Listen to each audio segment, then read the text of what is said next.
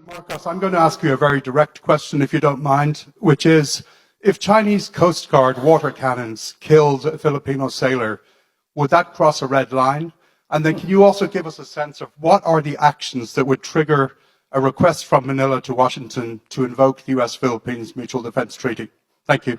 Well, that would be that would certainly increase the level of response, and if by a willful act on a Filipino, not only serviceman, but even a Filipino citizen, if a Filipino citizen is killed by a willful act, that is, I think, very, very close to what we define as an act of war, and therefore we will respond accordingly.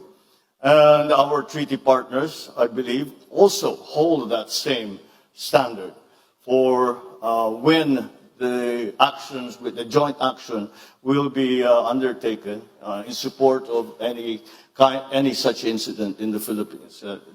Once we already have suffered injury, but thank God we have not yet gotten to the point where any of our participants, civilian or otherwise, have been killed. But once we get to that point, that is certainly, we would have crossed the Rubicon. Certainly crossed the Rubicon. Is that a red line? Almost certainly it's going to be a red line.